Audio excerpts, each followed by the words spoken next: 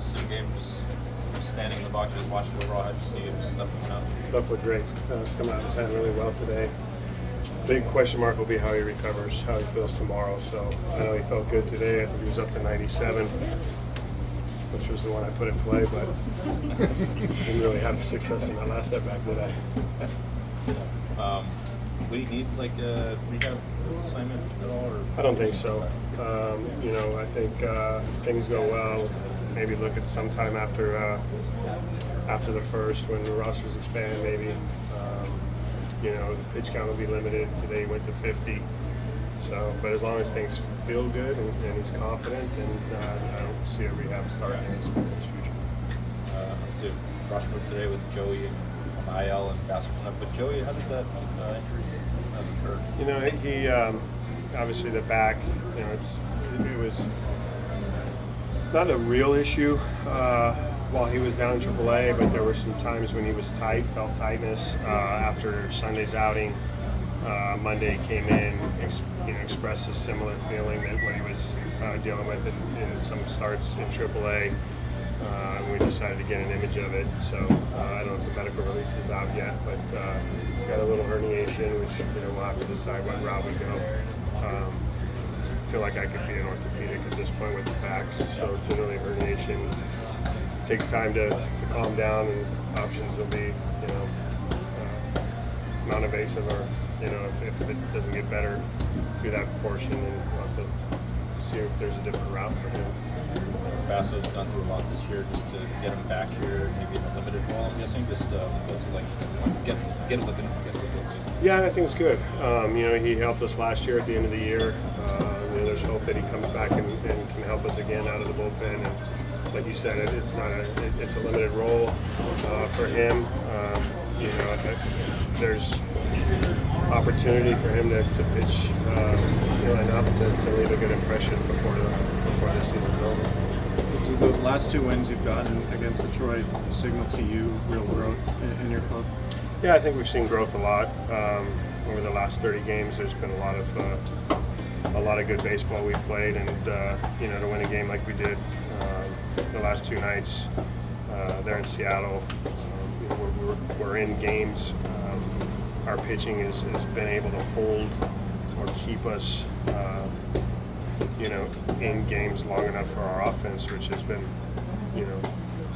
the big portion of the success, an opportunity to either come back like we did, or add on to leads. What does sweep against that team here do for you guys, given what the home record's been? Well, we're played better in the second half, I think, at home.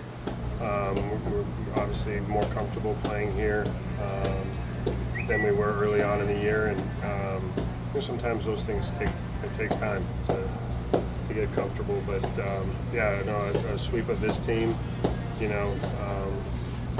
would say a lot about the progress that this club's made. It seems as if, again, that the middle infield is basically on a rotating basis. Is that going to remain the same the rest of the season, or is there going to be one person that may play every day without getting rest? No, there's going to be rest for all these guys. With Jacob, we've seen the benefits of that for him. Geloff coming back here, there'll definitely be a rotation between Hernandez, Harris, and him. When Jacob is off, you see the lineup tonight, going forward, that'll continue to take place. In the second half of the season, obviously you got Kurtz and Langoliers as two of the best hitters in baseball, but not too far behind them is Tyler, who you have said is a big part of this team. What have you seen from him since the All-Star break that maybe wasn't there? He had a great first half too, but what jump has he made? Well, I think, and it gets brought up a lot post-game, which I find interesting, but his ability to hit the ball the other way. That's key to seeing his average go from the 240s to 270s. There's a lot of hits that way, and it's also going to open up the pull side when they realize that he can hit a baseball to the left side of the diamond. They're not going to be able to shift him as much, and that creates more holes for him. Last night's game that felt pivotal at the time was Butler, Papa just not running. What was kind of your view on that, and how do you kind of, I guess, have a conversation with them about something like that, or how do you just kind of handle the situation like that? Yeah, my view is initially I don't know if he knew where the baseball was, and then there was a brief moment of contact, which I felt they could have probably called interference on with Dingler and him.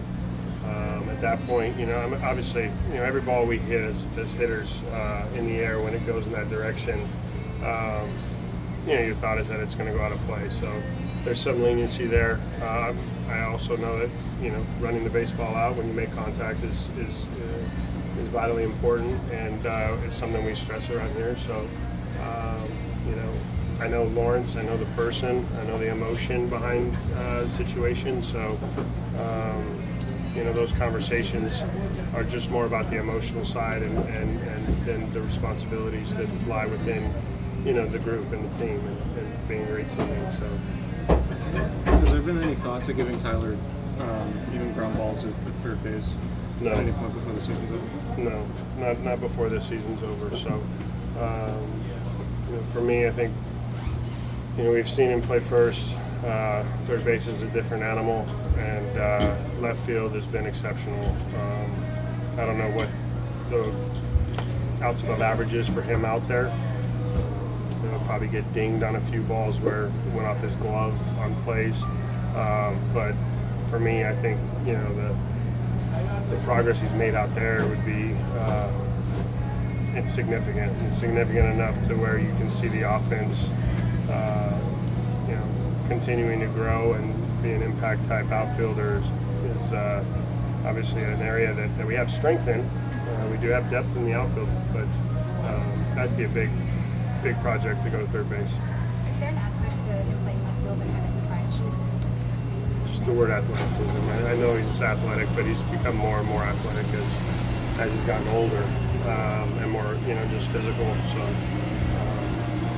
that's the biggest surprise. Well, Estes out.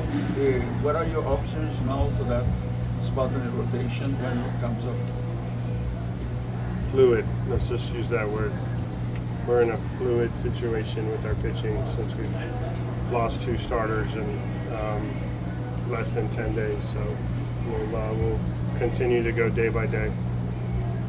Speaking of fluidity, the bullpen after the trade, it looked like it was going to be a couple of guys taking the ball in the ninth, but it's been a lot more fluid. So what's the communication like with the bullpen, getting them ready for each and every game? Is it just kind of looking at the other team's lineup, or is there anything that you have to say to them? I mean, there's focus on just getting outs, really. That's a tough environment to create. Takes a lot of guys without egos down there to buy into pitching at any point in the game. We brought Sterner in last night in the 4th inning. I don't think he's pitched in the 4th inning all season. So, yes, I talk about this a lot, trying to match the guys up down there for their best innings, best matchups for success. And fortunately, we've been able to do a pretty good job of that while maintaining a pretty good workload and keeping that balance. We do know that when guys are fresh, their stuff plays up a little bit more. Thanks, Cots. Thank you. Appreciate it.